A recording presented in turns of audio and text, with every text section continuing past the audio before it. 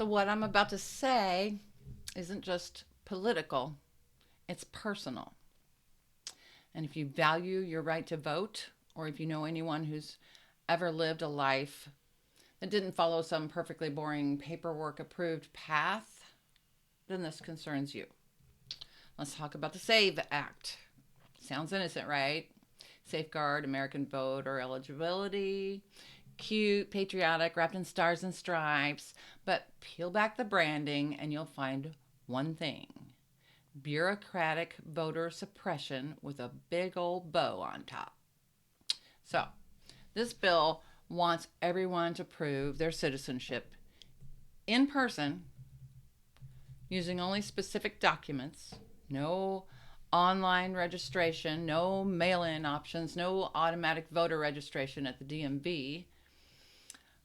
And if your name doesn't match your birth certificate, and let me remind you, it's extremely common for women, trans folks, and anyone who has ever changed their name, then you're suddenly under suspicion.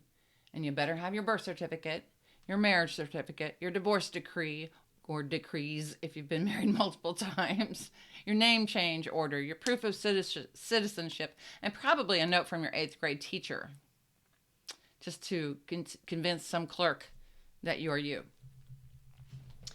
So, I've voted for decades. I've played by the rules. I'm always trying to, be that person, but I'm supposed to prove that I still belong here by getting all of those documents from years ago into my possession so I can show that I can vote here.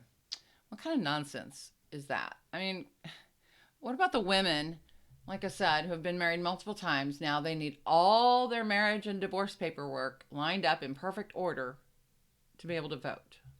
Or they can be denied their right to vote if they don't have all that. So let's call that what it is. It's targeted, sexist, and it's bullshit. Now let's talk about the LGBTQ community, because transgender and non-binary people are especially vulnerable under this bill, because if their name or their gender marker doesn't match the one on their birth certificate, then they're instantly red flagged. So imagine doing the brave, exhausting work of legally changing your identity to match who you truly are, and then being told that those documents aren't good enough. Or worse, having to out yourself just to register to vote. This is dangerous. It's discriminatory. It puts people in harm's way. To solve a voter fraud problem? No. Married women, divorced women, trans and binary people, naturalized citizens, low-income voters, disabled voters, elderly people with old or lost documents, people of color disproportionately flagged due to clerical or system errors, rural voters without access to in-person offices, anyone without money, time, or transportation to go on a scavenger hunt for documents are now at risk of losing their right to vote in the United States if this bill is passed. So let's not pretend that this hits everyone equally. It's not a neutral policy. It's a weapon, and it's aimed directly at the most vulnerable among us.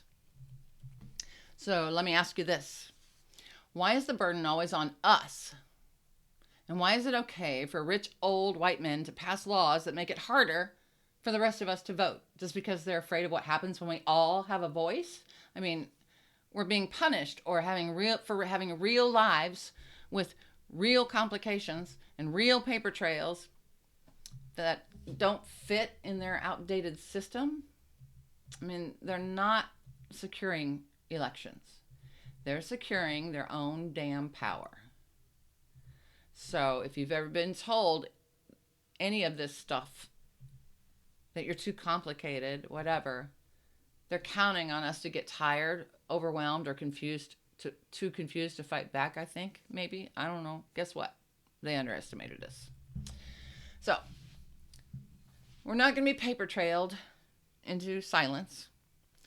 We're not going to let red tape erase our voices, particularly those of us who are in the groups that have already been minimized and dismissed over the years and have had to fight for their rights for centuries now. This isn't security, this is suppression, and I'm calling it out. So, I don't know. Maybe you want to give me your opinion, but if you want to give me your opinion, keep it real, keep it raw, keep it authentic, and keep it respectful, or I'll delete your comments from my post. Period. So, respectful. I feel like I've been fairly respectful in this, except that you can tell that I'm a little aggravated about this whole entire thing because, like I said before, this isn't about trying to stop voter fraud. This is very targeted, and very dangerous in this country if this goes into law. So I want to sound off to anybody and everybody who will listen, and anybody and everybody who will get in on this conversation. Fine, we'll figure out a way to get rid of voter fraud if that's what we need to do. I personally don't think that it's a huge problem as everyone's trying, not everyone, sorry. I don't think it's as big a problem as some people are thinking that it is, or saying that it is. I do see that there are some cases of that, but I don't think that's anything as much of a problem in this country as so many other things that we're facing currently.